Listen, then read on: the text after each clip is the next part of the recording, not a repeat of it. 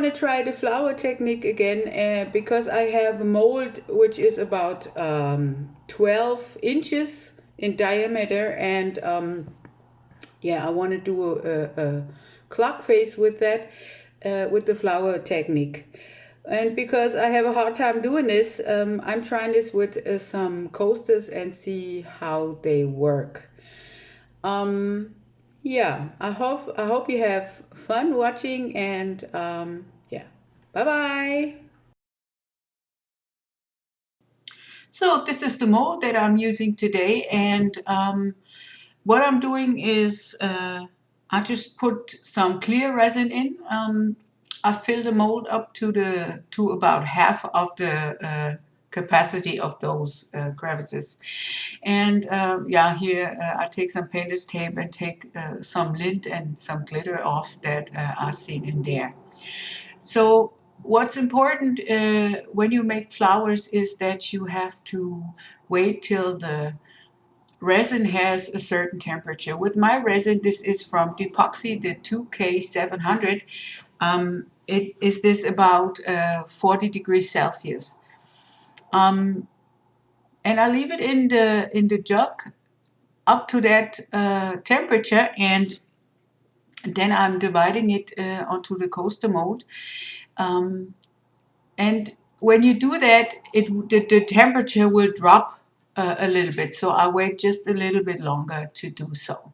The other thing that you have to be careful with is when you mix up your colors. If you use pigment paste, um, be sure not to do too much paste into the mixture, because if the mixture is getting too heavy because there is too much paste in there, the color will drop to the bottom of the coaster and you won't really like that look. And if the color is not dropping right away, it can possibly drop during the curing process. So be careful with that. I have a picture here that shows what happens when the colors drop. And this is not really a nice thing to have. And here you see in this picture that the white resin dropped down to the bottom, and it has left such, yeah, like blobs, and I don't really like that.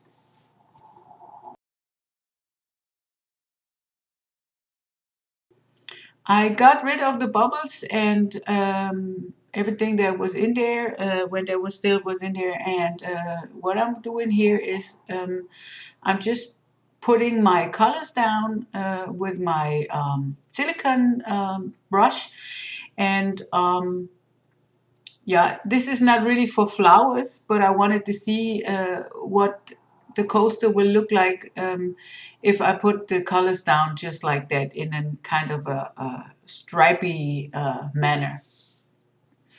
So what's really important, and I haven't heard that in any video that I watched on YouTube, is that you're supposed to put the colors on the surface and not dig too deep with your brush into the clear resin, because if you do, you give the colored resin much more the possibility to drop down because you're bringing the colors in too deep. Yeah, like I said, I never heard that in any other video, but this is what I discovered. And even if I use the, how you say that, one of those bags for cakes, and you put the resin there, there is much too much coming out of that piping bag thing that it dropped in my case. Maybe I just have to let it rest and get a little bit more warm for this technique to do with the piping bags. But yeah, as you can see, I'm just laying on top the colors on top of the resin.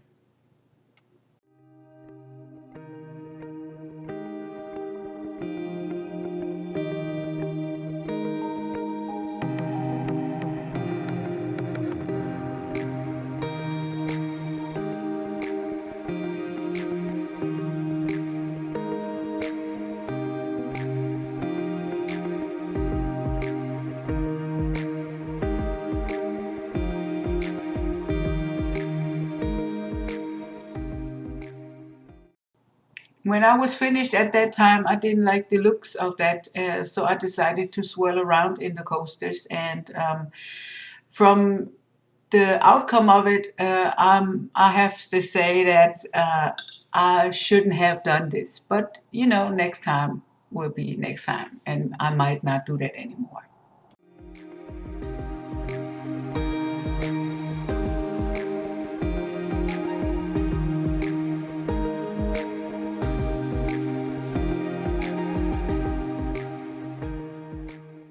So after the first layer was cured, I poured another layer with mica powder in the resin, the blue one as you can see here, and I let it really get thick as you can see in those coaster molds. It took me about an hour to get to that stage, and I took my dotting tool and swirled it around in the color so I wouldn't have an evenly only one colored background. I wanted that to look a little bit different.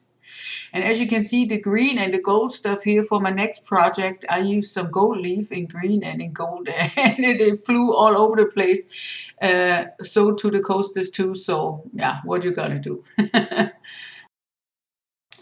The whole thing has been cured now, and I'm taking them out of the mold. And as you can see, the structure of the background just stayed as I left it when I swirled it around, instead of being just an evenly dark blue background. And you can see this on the front also, that I swirled this around. And I think this is a little bit interesting for the eye to catch onto it. And the mold that I'm using here is from Molds and Shapes, and my hubby got that last year for me for my birthday. So, and this is what they look from the front, and as you can see, it's not really a flower, but I didn't really intend to make a flower this time. And I put into my colored resin for the flower, I put a little bit of the shimmer in there, and you can really see that on the front of those pieces. Yeah. But as you can see on the background, you see where I swirled around in the background, and that it shows on the front too, and I really like that.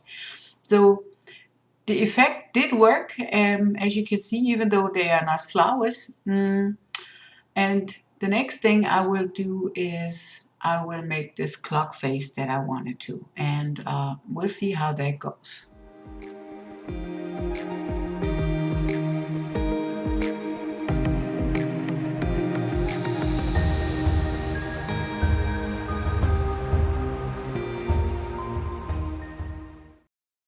So if you like my video and the content I make, just leave me a thumbs up or a subscription to my channel. I would really much appreciate that.